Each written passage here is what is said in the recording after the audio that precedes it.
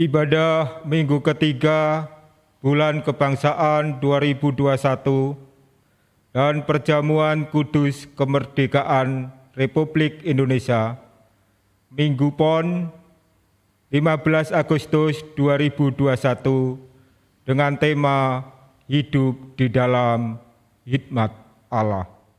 Salam damai sejahtera untuk kita semua.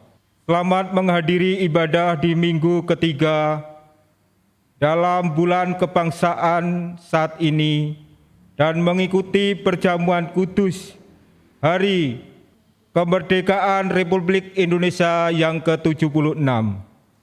Semoga nilai-nilai luhur pendiri bangsa ini terpatri dalam diri kita semua, terkhusus kaum milenial, sehingga nilai itu dapat beradaptasi dalam kekinian yang semakin kompleks dan komprehensif untuk makin membangun Indonesia tangguh, Indonesia tumbuh. Mari terus berdaya sesuai kapasitas dan kerelaan kita semua. Mari kita mulai ibadah pada saat ini dengan kita mengangkat pujian Kidung Jemaat 337 bait 1 sampai 3. Betapa kita tidak bersyukur.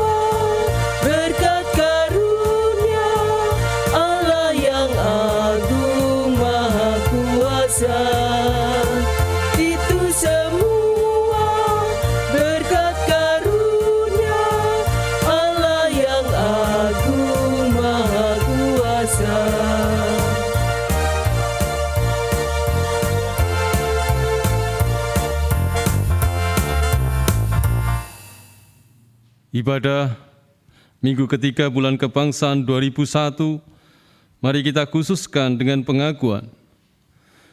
Pertolongan kita adalah dalam nama Tuhan yang menciptakan langit dan bumi.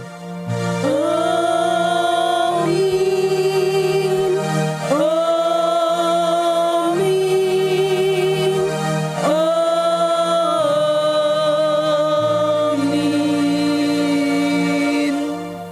kasih karunia dan damai sejahtera dari Allah Bapa, Putra dan Roh Kudus ada pada saudara sekalian.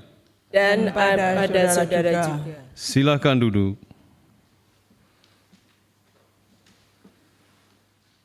Bapak, Ibu, dan saudara yang dikasihi Tuhan, Gempita Dirgahayu makin terasa walaupun di situasi yang serba sulit saat ini.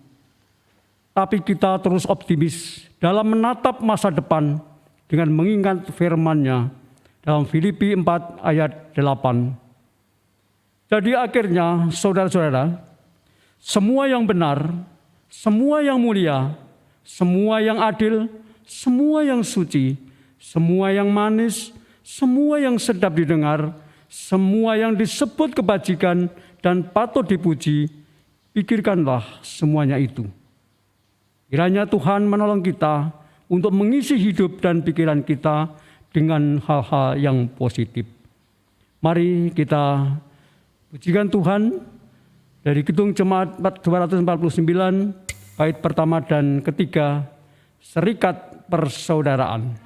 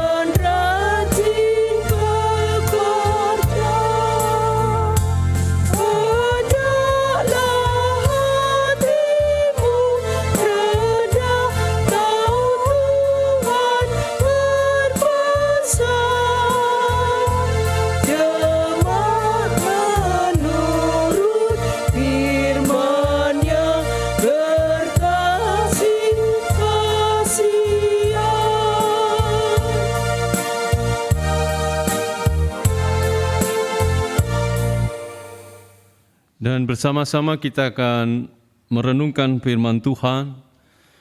Dari bacaan kali ini adalah Injil Yohanes pasal 6 ayat 51 sampai dengan 58. Saya hantar dalam doa. Kami akan mendengar sabda-Mu, kami semua siap untuk mendengar. Dan kiranya pertolongan Roh-Mu menolong kami semua. Di dalam Kristus Yesus. Amin. Injil Yohanes pasal 6 ayat 51 sampai dengan 58 yang demikian firman Tuhan. Akulah roti hidup yang telah turun dari surga. Jikalau seorang makan dari roti ini, ia akan hidup selama-lamanya. Dan roti yang kuberikan itu ialah dagingku yang akan kuberikan untuk hidup dunia. Orang-orang Yahudi bertengkar antara sesama mereka dan berkata, bagaimana ia dapat memberikan dagingnya kepada kita untuk dimakan? Maka kata Yesus pada mereka, Aku berkata kepadamu sesungguhnya jikalau kamu tidak makan daging anak manusia dan minum darahnya, kamu tidak mempunyai hidup di dalam dirimu. Barang siapa makan dagingku dan minum darahku, ia mempunyai hidup yang kekal dan aku akan membangkitkan dia pada akhir zaman. Sebab dagingku adalah benar-benar makanan dan darahku adalah benar-benar minuman. Barang siapa makan dagingku dan minum darahku, ia tinggal di dalam aku dan aku di dalam dia. Sama seperti Bapa yang hidup mengutus aku dan aku hidup oleh Bapa, demikian juga barang siapa yang memakan aku akan hidup oleh aku. Inilah roti yang telah turun dari surga, dan mereka telah mati. Barang siapa makan roti ini, ia akan hidup selama-lamanya. Demikianlah sabda Tuhan. Bapak dan Ibu dan saudara-saudara yang terkasih, jemaat dimanapun berada, memang tidak mudah untuk memahami ucapan atau kalimat seseorang yang disampaikan kepada kita, dan butuh waktu untuk mencernanya.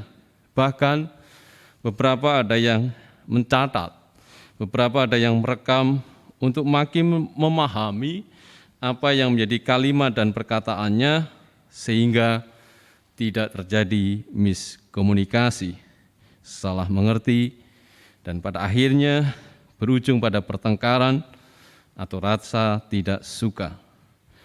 Dan ternyata hal ini dibutuhkan seni untuk mendengar, menjadi pendengar yang baik. Hal itulah yang terjadi pada saat Yesus mengatakan, "Akulah roti hidup, makan dagingku, minum darahku. Dagingku adalah benar-benar makanan, dan darahku benar-benar minuman." Di ayat 54 sampai dengan 55. Kalau pada saat ini mungkin kita memahami kalimat yang Yesus ucapkan adalah perihal perjamuan kudus. Tetapi pada waktu itu bisa diartikan sebagai kanibalisme. Tentu di tahun yang lampau, saya lupa tahun berapa, ada peristiwa yang cukup viral yaitu Sumanto, di mana dia memakan daging manusia yang sudah meninggal. Dan inilah yang menjadi perdebatan mereka pada waktu itu, apakah benar-benar kita akan memakan dagingnya, daging Yesus. Dan memang sangat tidak mudah. Kristen mula-mula merayakan Ekaristi yang pertama, ada banyak tuduhan-tuduhan. Benar-benar minum darah, dan mereka benar-benar makan daging dari daging orang. Dan ini berkembang sekian paruh waktu di masa-masa kekristenan awal.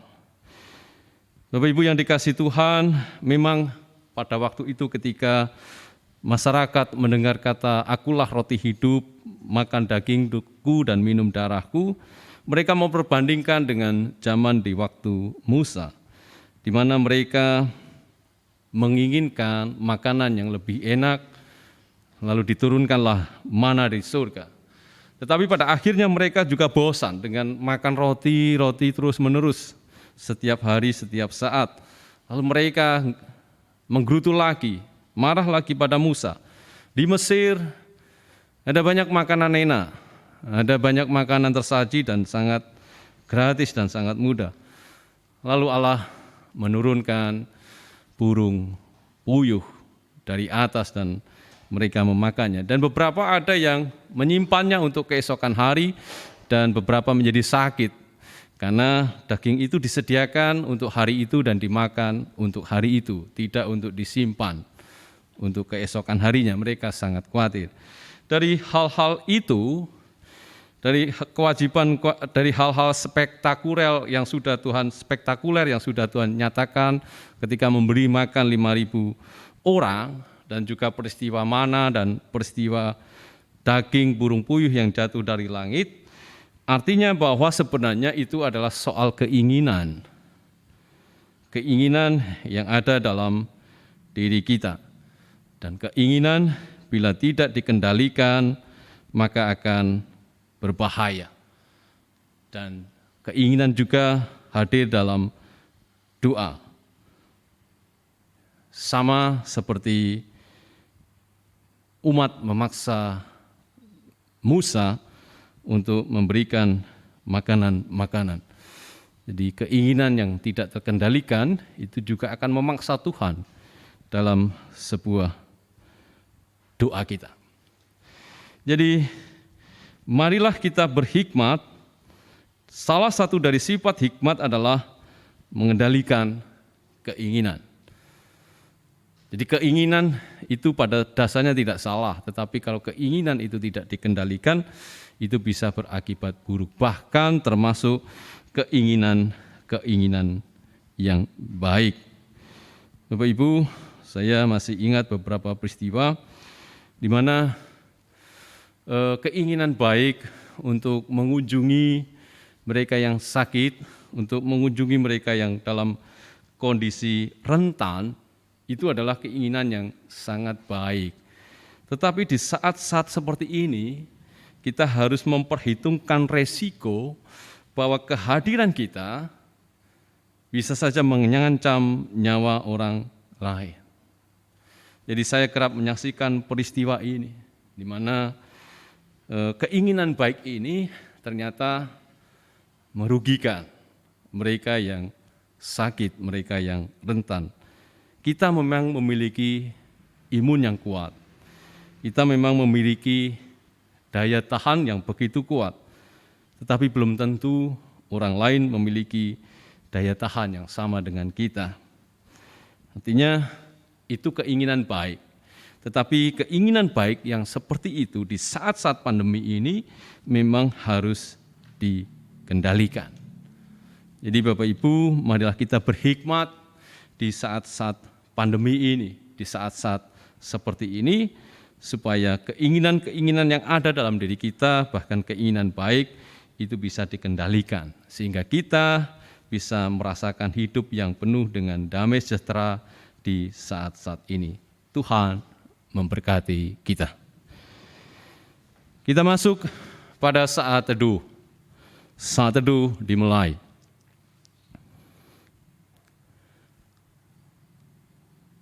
Saat teduh cukup, mari kita berdoa. Bapa di surga, tidak mudah memahami kalimat atau perkataan yang diucapkan oleh seseorang. Butuh waktu untuk mencerna, tetapi seringkali kami terburu-buru untuk menafsirkan, terburu-buru untuk menjawab. Padahal semua itu membutuhkan waktu. Seperti hanya ketika engkau berkata, akulah roti hidup, ternyata tidak mudah dipahami pada waktu itu. Dan mereka membandingkan dengan peristiwa roti mana, di mana semuanya bermuara pada keinginan kami untuk melihat mujizat Tuhan, keinginan kami untuk menjadi lebih baik, sama seperti di Mesir, sehingga memaksa Musa untuk berdoa kepada Tuhan, supaya menuruti keinginan mereka. Dan pada akhirnya engkau menurunkan mana dan juga daging berupa burung puyuh yang berjatuhan dari langit. Tetapi mereka pun tidak puas, tidak berhenti sampai di situ. Ada banyak keinginan yang harus mereka terus menyatakan kepada Musa sehingga Musa menjadi lelah. Terima kasih Tuhan, kami belajar untuk berhikmat, untuk bisa mencerna perkataan dengan baik, kalimat dengan baik sehingga tidak terjadi miskomunikasi, dan juga bagaimana kami mengendalikan keinginan-keinginan kami, termasuk keinginan-keinginan baik dalam diri kami. Bapa di surga, berkati setiap perjalanan hidup kami, setiap upaya penyembuhan kami, setiap para medis yang terus berjuang, untuk setiap pribadi yang tengah menanti-nantikan harapan doa, menanti-nantikan terwujudnya sebuah harapan baru di tengah-tengah kehidupan mereka. Dan kami terus berdoa untuk setiap rezeki, untuk setiap kesehatan, untuk setiap penyertaan Tuhan dalam kehidupan kami. Kami sebagai pribadi, kami sebagai keluarga, kami sebagai jemaat-Mu, dan kami sebagai anak-anak bangsa yang terus kiranya berikan kekuatan untuk berkarya di keadaan yang seperti ini. Terima kasih, Indonesia sudah mulai memasuki usia yang ke-76, artinya sudah semakin dewasa, dan mampukan kami menjadi anak-anak muda, anak-anak bangsa yang makin dewasa. Sempurnakan doa ini dan ampuni dosa kami di dalam Kristus Yesus. Amin.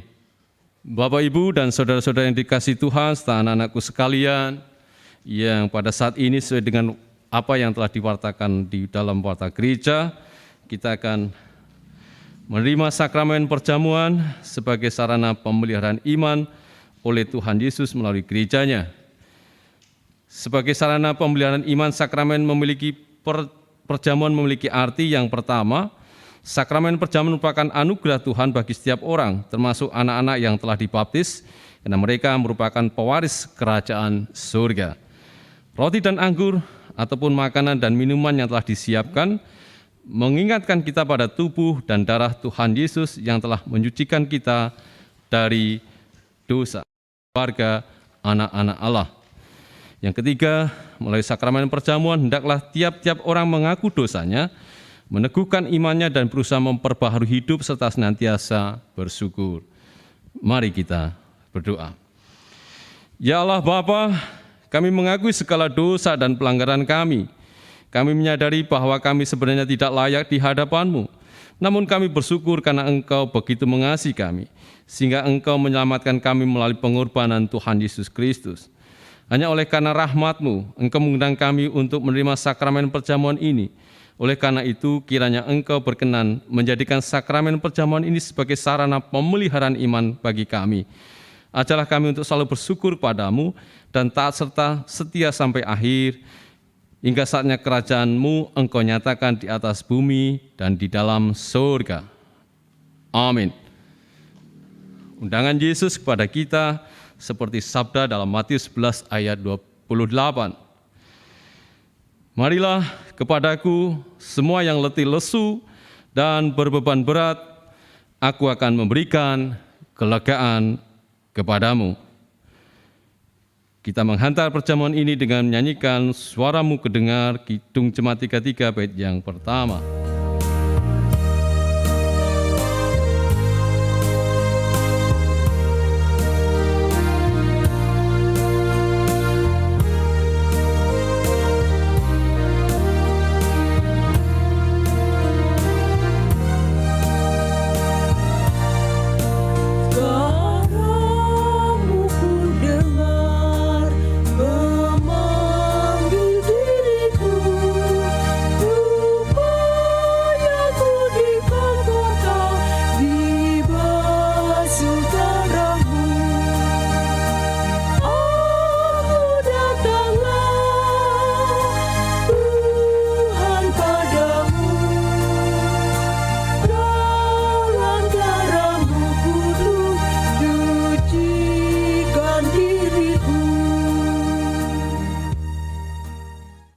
Bapak, Ibu, dan jemaat dan anak-anakku sekalian, jadi ketika roti sudah diterima ataupun anggur sudah diterima, maka langsung dimakan ataupun langsung diminum. Bapak, Ibu, jemaat, saudara dan anak-anakku sekalian, roti dan anggur atau makanan dan minuman yang kita lihat ini adalah tanda persekutuan kita dengan tubuh dan darah Tuhan Yesus yang suci.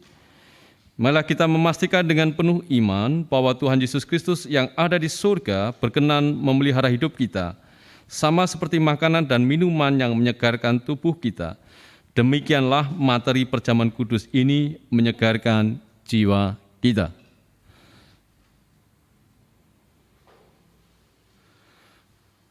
Roti yang kita pecah-pecahkan ini adalah tanda persekutuan kita dengan tubuh Tuhan Yesus Kristus.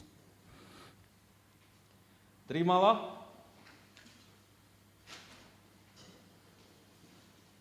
dan makanlah, sambil mengingat dan percaya bahwa tubuh Tuhan Yesus Kristus yang suci telah dikorbankan sebagai tebusan yang sempurna bagi dosa-dosa kita. Amin.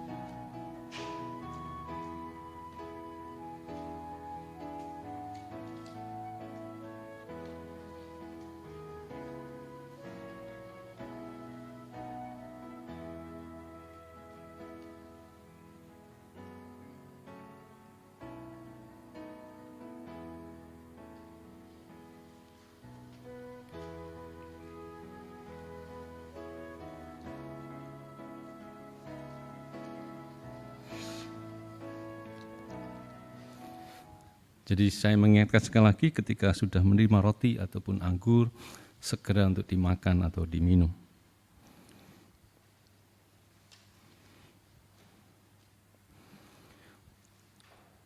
Cawan ini adalah tanda persekutuan kita dengan darah Tuhan Yesus Kristus yang suci.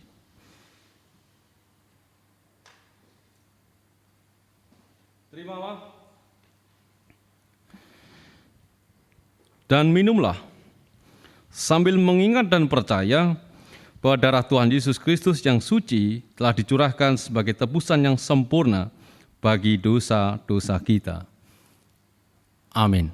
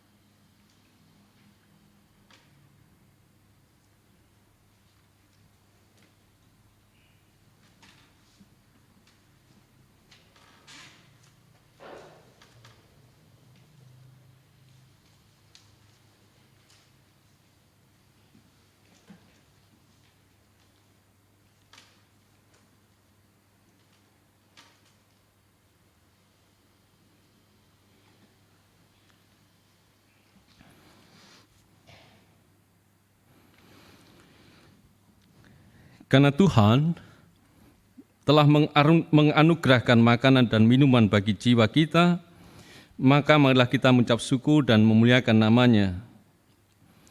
Pujilah Tuhan, hai jiwaku, pujilah nama-Nya yang kudus, hai segenap batinku. Pujilah Tuhan, hai jiwaku, dan janganlah lupakan segala kebaikan-Nya. Dia yang mengampuni segala kesalahanmu, yang menyembuhkan segala penyakitmu, Dia yang menebus hidupmu dari lubang kubur, yang memahkotai engkau dengan kasih setia dan rahmat. Dia yang memuaskan hasratmu dengan kebaikan, sehingga masa mudamu menjadi baru seperti pada burung Raja Wali. Tuhan adalah penyayang dan pengasih, panjang sabar dan berlimpah kasih setia, tidak selalu Ia menuntut dan tidak untuk selama-lamanya Ia mendendam. Tidak dilakukannya kepada kita setimpal dengan dosa kita, dan tidak dibalasnya kepada kita setimpal dengan kesalahan kita. Kasih setianya atas orang-orang yang takut akan Dia. Sejauh timur dari barat, demikianlah dijauhkannya daripada kita pelanggaran kita. Seperti Bapa sayang kepada anak-anaknya, demikianlah Tuhan sayang kepada orang-orang yang takut akan Dia. Amin. Bapak, Ibu, dan saudara sekalian, kita akan memberikan yang terbaik pada Tuhan, baik ucapan syukur karena menerima perjamuan kudus ataupun ibadah mingguan dengan firman Tuhan. Mazmur 50 ayat ke-23. Siapa yang mempersembahkan syukur sebagai korban, ia memuliakan aku. Siapa yang jujur dari Allah akan. Bapak, Ibu, dan saudara sekalian, mari kita mengumpulkan persembahan perjamuan kudus dan mingguan dengan bersama memuji Tuhan dari Kidung Sekarang Beri Syukur, Kidung Jemaat 287B, baik ke-1 sampai ke-3.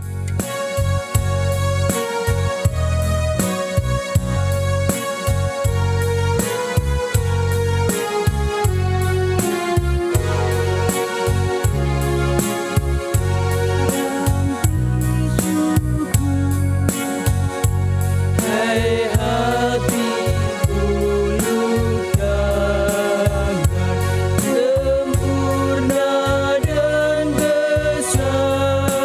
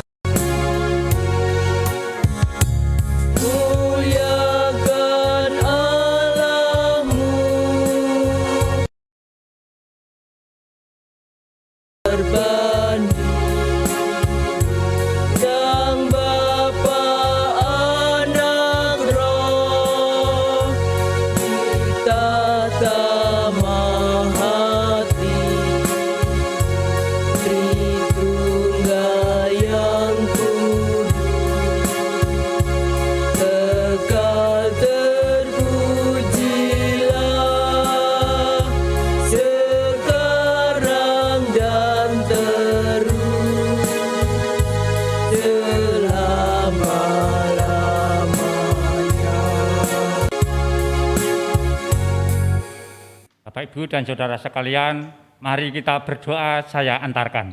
Tuhan yang mempunyai kemuliaan, kami bersyukur buat setiap hal di mana kami bisa menata hati kami terhadap setiap keinginan yang ada dalam diri kami, sehingga memberi hal yang baik nada kami dan sesama kami. Terima kasih juga untuk kesempatan kali ini untuk merenungkan firman-Mu dan menerima sakramen perjamuan kudus. Kami akan berdoa bersama-sama seperti yang Engkau ajarkan, doa Bapa kami. Bapa kami yang di surga, dikuduskanlah nama-Mu, datanglah kerajaan-Mu, jadilah kehendak-Mu di bumi seperti di surga.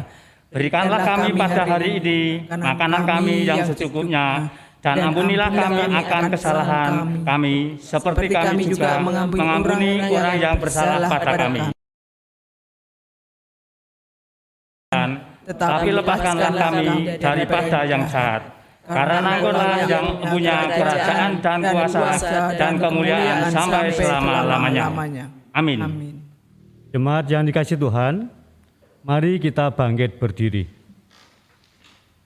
Bersama orang percaya di segala abad dan tempat, kita memperbarui pengakuan iman kita dengan meletakkan tangan kanan di dada sebelah kiri. Mari kita ucapkan bersama.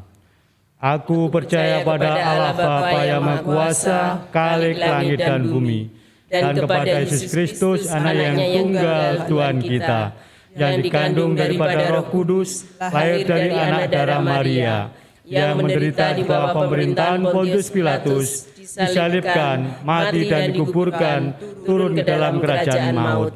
Pada hari yang ketiga bangkit pula dari antara orang mati, naik ke surga, duduk sebelah kanan Allah Bapa yang Maha Kuasa, dan akan datang dari sana untuk menghakimi orang yang hidup dan yang mati. Aku percaya pada Roh Kudus, gereja yang kudus dan am, persekutuan orang kudus, pengampunan dosa, kebangkitan daging, dan hidup yang kekal. Arahkanlah hatimu kepada Tuhan. Kami mengarahkannya kepada Tuhan. Jadilah saksi Kristus. Syukur kepada Allah, Terpujilah Tuhan. kini dan selamanya. Terimalah berkat Tuhan. Tuhan memberkati engkau dan melindungi engkau. Tuhan menyinari engkau dengan wajah-Nya dan memberi engkau kasih karunia. Tuhan menghadapkan wajah-Nya kepadamu dan memberi engkau damai sejahtera. Amin.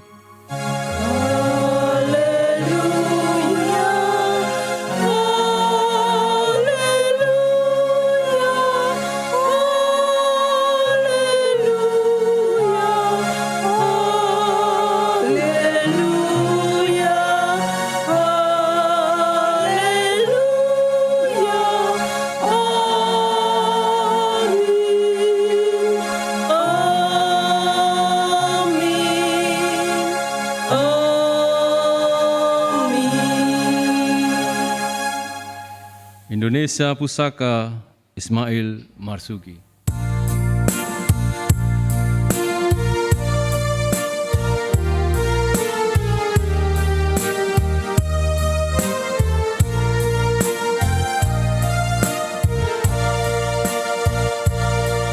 Indonesia tanah air beta, pusaka abadi nan jaya.